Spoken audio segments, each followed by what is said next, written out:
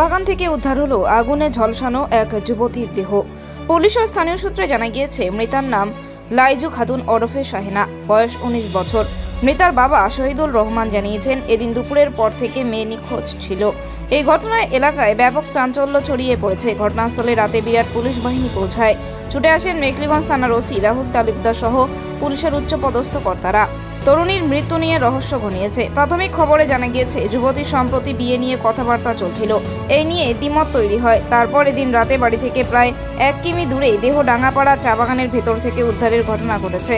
Police জানিয়েছে, দেহটি আগুনে ঝলসে গিয়েছে। খুন নাকি আত্মহত্যা তা তদন্ত করে দেখছে পুলিশ। চাঞ্চল্য ছড়িয়েছে মেখলিগঞ্জ ব্লকের উচলপুকুরি গ্রাম পঞ্চায়েত এলাকায়। কি ঘটেছে বা কি হয়েছে একটু বলুন তো। ঘটনাটা তো আমরা সকাল থেকে বাড়িতে, বাচ্চাটা সকালবেলায় বাড়িতে ছিল।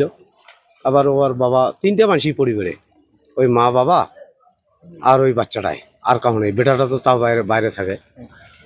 এইবার ও কি করলো, বাড়িতে রান্না বান্না করছে, করিয়ে ওর খালু নাকি বলে ফোন করছে আসবে আমার বাড়ি।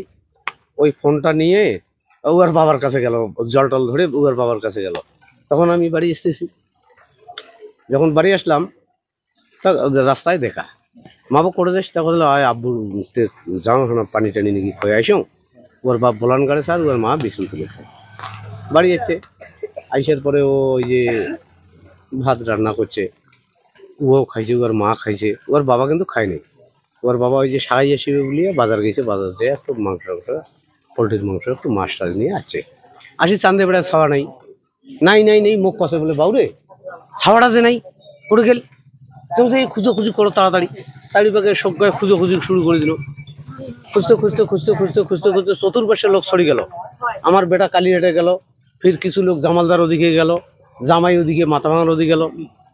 তারপরে আমার এদিকেও লোকজন চারিপাকে কয়ে দিল যে এইরকম সায়নাটা নাই, একটু দেখো তো।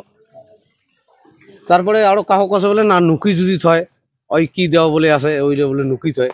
যে হচ্ছে এই শহীদুলের মেয়েই হবে। হ্যাঁ, অনেকটা শনাক্ত করে ফেলছে, শহীদুলের মেয়েই হবে। এবং যা দেখা যাচ্ছে যে হচ্ছে কেরোসিন তেল ঢাইলা নিজে আত্মহত্যা করছে, এটাই বোঝা যাচ্ছে আর কি। এখন পরিস্থিতি কেমন আছে? এখন পরিস্থিতি তো মানে পরিস্থিতি এমনি ঠিকই আছে, ঠিক। কারণ তো বডিটাও যখন উঠাবে তখন পরিষ্কার বোঝা যাবে যে মেয়েটা কে। কারণ বিয়া সংক্রান্ত ব্যাপারেই হবে আর কি, বিয়া সংক্রান্ত বিষয় হবে।